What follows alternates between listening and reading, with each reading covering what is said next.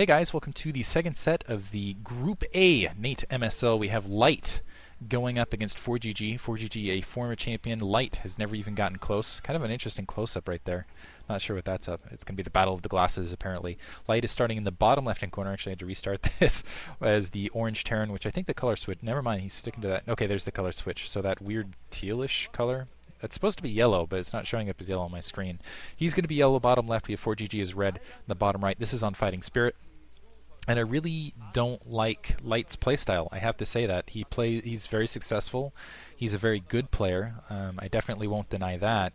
But at the same time, he's very cookie cutter, very kind of boring player. And I think that's why he ends up losing in the round of 16. I don't think I've ever seen him cheese ever in the history of StarCraft. Maybe once he went Firebats mid-game against a Zerg when he knew he couldn't get defilers. But even then, I wouldn't call that cheese. I'd call that being opportunistic. So anyway, he's going up against Forgg, who's actually, when he made his really good run, he was just had some excellent timing attacks. He was just exploiting some really good timings. He was just really on top of his game. Beat Jaedong, of all people, his teammate. Probably just had that timing plan. I would not be surprised if he went for 14cc on this map. It is a 4-player map. That's something that he's capable of pulling off. He knows that Light's probably going to go cookie cutter and just go single factory into expand like he always does, sort of thing. But I don't know. We'll see. That's kind of playing against the player, I guess. But yeah, I definitely think that between these two, I've got to favor Forgg right now. Although I would say in a heads-up match, if Forgg decides to play a heads-up match, Light is definitely the better player in that regard. Anyway, this is going to be on Fighting Spirit, which is one of the new maps, which I don't really know what to say about it. TVT. TVT, I think it's just going to come down to air battles like usual. You have to go drop ships because the low ground, well, actually, 2 factory pushes can be somewhat effective, I think, because there's kind of the lower ridge line. You can actually get position over the natural secondary and along kind of some of the reinforcement points. But otherwise, you need drop ships into the mid game simply because everything's ramped after that. I mean, your natural second, if you're going to take another expansion, the upper left, upper right for these guys, it's ramped. The 12 o'clock, 6 o'clock position, 3 o'clock, 9 o'clock position where the additional expansions are also ramped. There is a double gas in the middle, but you'll never see people take that. And actually, I take that back. Am I seeing this correctly? Or am I seeing a command center before? Wow, never mind. Okay, I take back all the terrible things I've ever said about Light. Light's actually going for a command center. He's doing it sneaky, though. Do you notice this? This is like, that's classic Light for you right there. Like, he's going for a 14cc, but he builds it inside of his base. He doesn't actually just plant the command center down. He still wants to play a little bit cautiously and hide it back. If you're going for it, just do it. Come on, man. Anyway, whatever. It's funny he's actually doing that, but I still feel a little bit disappointed in him. And he's still getting scouted right off the bat, so there you go. Anyway, it looks like Forgg going to be able to harass that SCV for a little bit, but I would not be surprised if he sees that command center in short order. He needs to be careful with that SCV.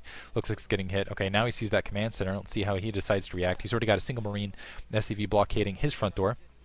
And Forgg was already headed for a 2-factory push, which, wow, honestly, because Light has it like he has, I guess he might be okay against this because he's not going to lose his command center. That's not even out in the field, but at the same time, that's just going to be floating supply. He's not going to be able to do much else with it. There's probably already going to be a vulture, maybe even a tank underneath before he even gets his first set of SCVs out there. So anyway, it looks like, yeah, he's trying to go out. Yeah, I think Forgg is actually going to be able to delay that landing before any troops can really get out there. Never mind, he's actually going to give up on that position, come back and try to maintain some position on that top lane. But anyway, Forgg into a 2-factory push. Looks like he's going to probably send some tanks with some vultures to support. Standard, well, this is kind of a pseudo-fast expansion rush, but again, I think he's just going to turn into pure 2-factory here. I don't think he's worried about just inflicting economic damage. I think he will be able to take the game pretty easily, or at least end up in a good position out in the mid-game with this. That first vulture already wandering out in the field, killing an SCV very early, and I don't think Light's anywhere near having anything to contend with this. And there should be a tank to follow, actually. He does have that bunker. But I think that vulture can just slide right by it and continue to do some damage here. Looks like a tank moving out. Critically, no upgrades from anything there, though. Looks like Forgg is just going to play a little bit light here, and it looks like Light's going to follow this up defensively, which is with that starport. That barrack's going to be able to kind of spot above, but interestingly enough, yeah, no upgrades off this for Forgg. So it looks like he's just going to try to run up, do his economic damage where he can. Okay, there, finally an upgrade.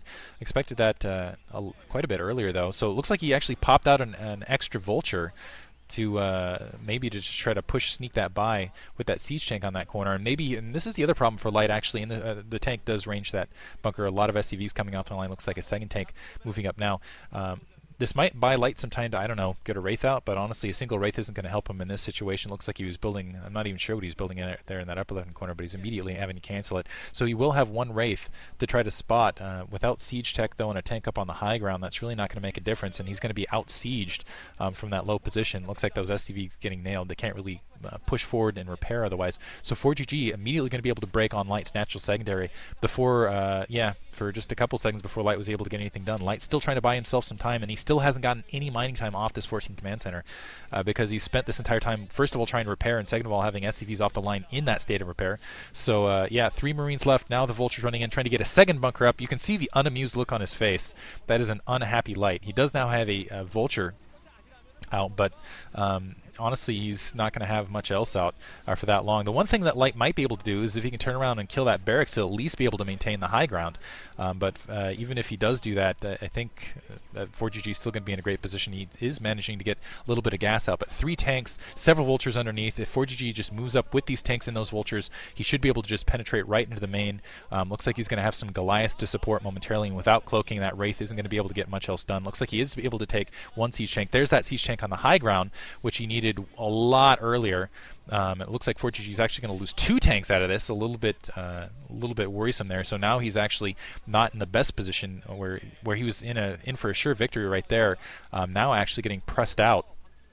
That Wraith critically, man. Light needs to be very careful, needs to make sure he maintains that Wraith, and now finally turning around, going to be able to have those 2 Wraith take out that barracks. So things actually working out where it looked like there's certain looming doom. Forgg kind of not paying attention, not pulling his tanks back and actually pushing them into a little bit safer position on the northern edge. And as a result, Light actually coming out with this in a pretty decent position. He's going to move forward. He's going to get a little economic harass done. He's got his natural secondary up, and for all the crap I've given him, it looks like he's going to come out of this okay. Actually in an advantageous position.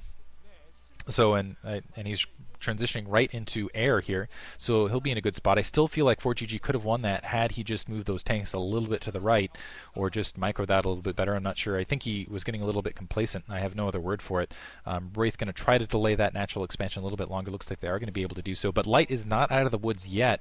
It looks like that Goliath pushing up, and I don't think cloaking is going to be online to really stop that command center from being built. Maybe he can continue with a little bit of harass. I'm not sure that Light even wants to invest in cloaking at this stage, but he's not out of the woods yet, because essentially if Forgg can maintain that ramp position and keep those Goliaths in a slot where it actually looks like he's going to run up and be able to take those 2 forward siege tanks. Light actually not leaving any tanks, it looks like, on that high ground, bringing him to the low ground because he knew it. Playing a little bit overly ambitious there, I think, being a little bit content, because he knows essentially that if Forgg can continue to maintain this ramp position he's at right now and continue to supply that with tanks, get his command center up, essentially Light's going to be locked in, and he's going to have to go to the air, and that's actually not a lot of territory to worry about as far as spotting, because you can just see kind of that, it's almost like a little bubble on the map. As long as he has something floating, if he can get his barracks back up, if he can just float it out to the 6 o'clock, and if he can have something else like an engineering bay floating to the 12 o'clock, that's not a lot of room to maneuver any sort of dropships. He's already invested actually decently heavy into Wraith with that Wraith cloaking, so he's probably actually going to want to stick to Wraith tank. So he really needs to penetrate this in short order, and it looks like an Academy is going to be up in not too long, and so Forgg actually still not in a bad position. Light not totally dead, but I still feel like Forgg has a slight advantage. It kind of depends on what Light does for his next maneuver now, and again moving out with the 3 tanks. He's going to try to push out in the low ground. Looks like a comp set, or he's going to actually use those barracks, and he's actually going to be able to take out that barracks again. He is going to be up on factories in that regard, landing the barracks fine. Looks like that SCV is going to be able to repair just barely. Still no comsat, and 3 tanks moving up. They're going to be able to pick 1 off the line, critically able to take out those Goliaths, so nice little positioning there. But 1 more comsat, and also able to pick off that SCV, so doing some beautiful harass. Forgg not going to be able to put down any additional factories with 2 quick barracks kills, and Light performing really well here, continuing to press up on the line. He's got the superior spotting those tanks, getting kind of picked off on that little formation. Light making the best of this, and also using those Wraiths to try to take out those tanks. And it looks like he is going to be able to pry Forgg away here.